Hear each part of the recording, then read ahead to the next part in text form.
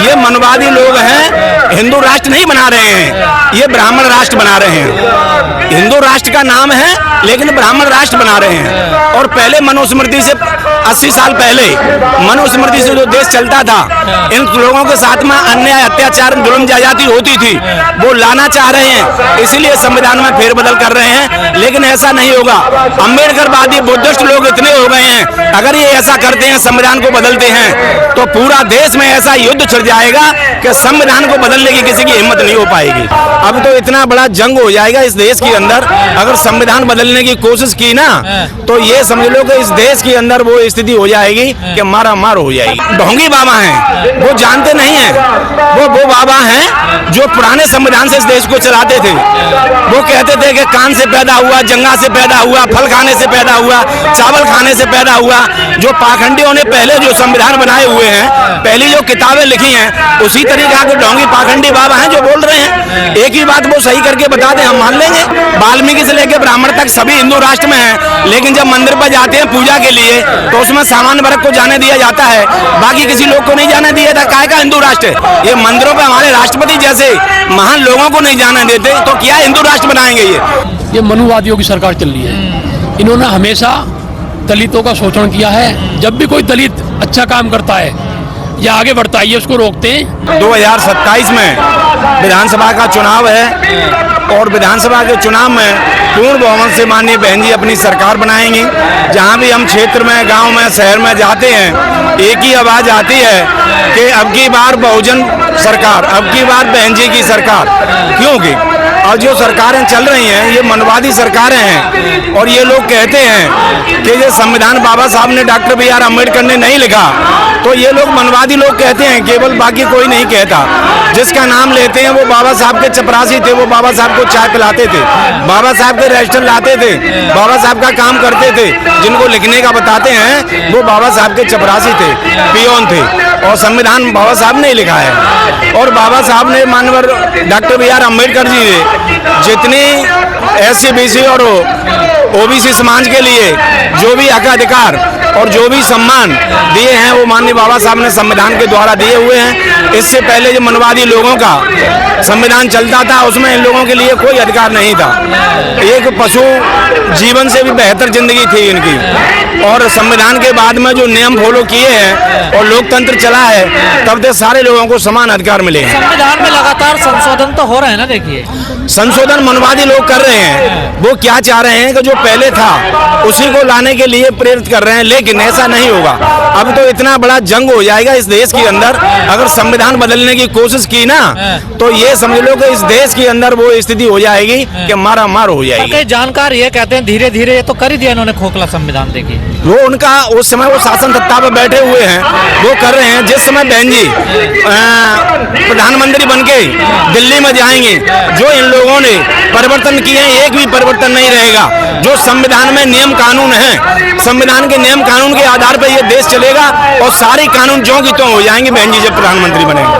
बहन जी पे तो आरोप लगते हैं कि वो बीजेपी के लिए काम करती है, बीजेपी की भी टीम है। ऐसा कुछ नहीं है। जो आदमी जिस काम को करता है वो कहा जाता है। बीजेपी की टीम और पार्टियां हैं, उनको देखिए, बहन जी कभी बीजेपी की प्रोग्राम में नहीं जाती, अडानी अंबानी के प्रोग्राम में नहीं जाती। बहन जी ने पहले जब सरकार सपा की थी, तो सपा की सरकार थी, उस समय बहन जी ने कहा था कि हमारे लखनऊ में जितने भी हमारे जो बहुजन समाज के स्थल बने हुए हैं और वो नोएडा में बने हुए हैं, उनमें जो है इतना इनकम है कि उससे उनकी जो है देख रेख हो सकती है। ये बात कही, लेकिन उन्होंने ये बात नहीं सुनी। और जब बीजेपी की सरकार आई तो एक बार माननीय बहन जी ने मुख्यमंत्री से कही कि जितने भी हमारे स्थल बने हुए हैं नोएडा के अंदर, जितने भी स्थल हमारे लखनऊ के अंदर बने हुए हैं, उनके रखा रखाव के लिए आपको इसमें पैसा लगाना होगा। उनकी इनकम होती है, उसकी इनकम को उसी में लगाओ। तो ये बात माननीय बहन जी की मुख्यमंत्री ने सुनी थी और वो पैसा लगाया, उनका सौंदर्यीकरण कराया। इसलिए बहन जी ने कहा था कि हमने कहा और आपने इसका सौंदर्यीकरण कराया, आपके लिए धन्यवाद। केवल ये ये बात कही थी। लेकिन कई बाबा देश को हिंदू राष्ट्र बनाने के लिए सड़कों पर उतरे हुए हैं आजकल। वो बाबा नहीं है, वो बाबा नहीं है, वो ढोंगी बाबा हैं, वो जानते नहीं हैं। वो बाबा हैं जो पुराने संविधान से इस देश को चलाते थे। वो कहते थे कि कान से पैदा हुआ, जंगा से पैदा हुआ, फल खाने से पैदा हुआ, चावल खाने से पैदा हुआ।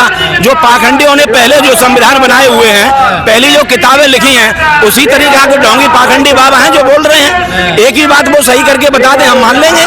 अगर ये मूर्ति पूजा बताते हैं, मूर्ति पूजा में इतनी शक्ति होती तो मूर्ति बनाने वाले लोग हैं वो मूर्तियों को नहीं बेचते कभी भी। कहा जाता है अम्बेडकरवादियों को क्या दिक्कत है हिंदू राष्ट्र से? हिंदू राष्ट्र की दिक्कत ये है कि ये जो है ये मनवादी लोग हैं, ये मनवादी लोग हैं। हिंदू राष्ट्र नहीं बना रहे हैं, ये ब्राह्मण राष्ट्र बना रहे हैं। हिंदू राष्ट्र का नाम है लेकिन ब्राह्मण राष्ट्र बना रहे हैं। और पहले मनुस्मृति से 80 साल पहले मनुस्मृति से जो देश चलता था, इन लोगों के साथ में अन्याय, अत्याचार, जुल्म ज्यादती होती थी, वो लाना चाह रहे हैं। इसीलिए संविधान में फेरबदल कर रहे हैं, लेकिन ऐसा नहीं होगा। अम्बेडकरवादी बुद्धिस्ट लोग इतने हो गए हैं, अगर ये ऐसा करते हैं, संविधान को बदलते हैं, तो पूरा देश में ऐसा युद्ध छिड़ जाएगा कि संविधान को बदलने की किसी की हिम्मत नहीं हो पाएगी। और बाबाओं ने तो कसम खाई है, देखिए बाबाओं को कसम खाते रहे। बाबा तो ढोंगी होते हैं, झूठे होते हैं। बाबा तो जाने क्या क्या कहते हैं, क्या क्या कसम खाते हैं, लेकिन ऐसा होगा नहीं। अच्छा, ऐसा होगा नहीं? नहीं, बिल्कुल कभी नहीं। तो ये जो अब चल रहा है, ये क्या लगता है? ये लग रहा है कि जो मनवादी लोग हैं वो कह रहे हैं, कहने से सब कुछ थोड़ी हो जाता है, कहने से सब कुछ। मोहन भागवत तो कह रहे हैं हिंदू राष्ट्र तो है ही भारत, ये देखिए हिंदू राष्ट्र है, लेकिन हिंदू राष्ट्र की जगह पर वो झूठ बोल करके वो ब्राह्मण राष्ट्र बनाने की कोशिश कर रहे हैं। और हिंदू राष्ट्र का मतलब क्या है? हिंदू राष्ट्र का मतलब होता है, हिंदू राष्ट्र का मतलब होता है गुलामी, एज ए गुलामी। हिंदू राष्ट्र पहले इन्होंने जो वेद पुराण लिखे हैं। अगर सर मान लिया जाए भारत हिंदू राष्ट्र बन जाता है, तो ये जो बहुजन है, जो अम्बेडकरवादी हैं, जो दलित है, इनका क्या होगा? क्या स्थिति होगी? ये बौद्धिस्ट बनेंगे। हिंदू राष्ट्र में, हिंदू राष्ट्र के लिए ये लोग एग्री नहीं है। जब इनको जानकारी नहीं थी तब ये लोग कह देते थे। इनको क्या अधिकार मिल पाएंगे हिंदू राष्ट्र में? हिंदू राष्ट्र में इनको कोई अधिकार नहीं मिल पाएगा। हिंदू राष्ट्र होता, और हिंदू राष्ट्र में वाल्मीकि से लेकर ब्राह्मण तक सभी हिंदू राष्ट्र में हैं। लेकिन जब मंदिर पर जाते हैं पूजा के लिए तो उसमें सामान्य वर्ग को जाने दिया जाता है, बाकी किसी लोग को नहीं जाने दिया जाता। काहे का हिंदू राष्ट्र? हिंदू राष्ट्र का मतलब होता है भाई भाई सब एक समान। वाल्मीकि से ब्राह्मण तक और भिखारी से राजा तक सारे लोग मंदिरों पर जाएंगे।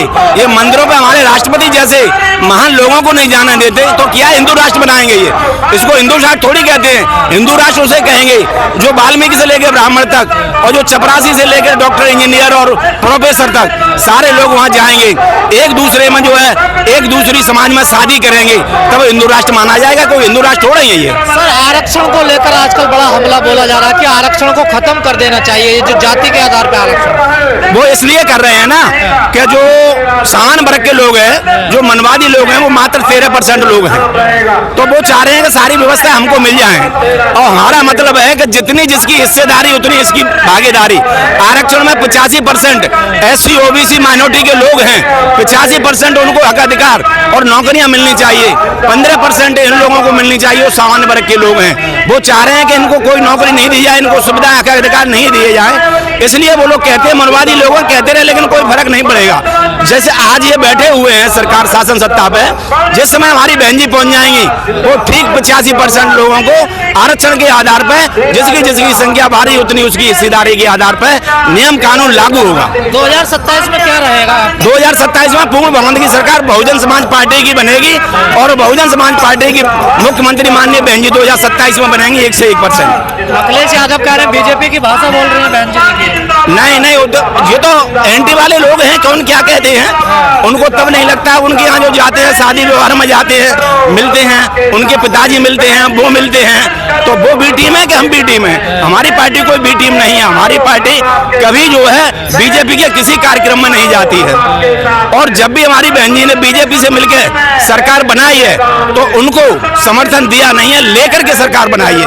पहले अपनी बनाइए, बीजेपी से समर्थन लेके अपनी सरकार बनाई है बहन जी। बहुजन समाज पार्टी की तरफ से, बहन जी की तरफ से, सभी बहुजन समाज पार्टी के सिपाहियों के लिए, बाबा साहब के अनुयायियों के लिए जो आदेश हुआ कि 6 दिसंबर 2025 बाबा साहब की 70वीं पुण्यतिथि पर महापरिनिर्वाण दिवस पर इनको सब लोग श्रद्धांजलि सुमन अर्पित करने के लिए आए हुए हैं और पूरे देशवासियों की तरफ से, पूरे देश और दुनिया के अम्बेडकरवादियों की तरफ से हम बाबा साहब को यहाँ नमन और विनम्र श्रद्धांजलि अर्पित करते हैं। बाबा साहब चाहते थे कि भारत में समानता हो, भेदभाव ना हो, छुआछूत ना हो। क्या उनके सपनों का भारत बन रहा है? उनके सपने का भारत बनाने के लिए पूरे बहुजन समाज के लोग प्रयासरत हैं और आपको यहाँ लाखों लोगों की जो भीड़ आएगी वो दिखाई देगी और पूरा एकदम वचनबद्ध है सब लोग के। हम पूरी ताकत के साथ में बहन जी के साथ लगे हुए हैं। लगातार कुछ लोग देखने को मिलता है कि बाबा साहब पे ही उंगलियां उठाते हैं। अब तो ये भी कहने लगे हैं कि बाबा साहब ने संविधान ही नहीं लिखा। देखिए,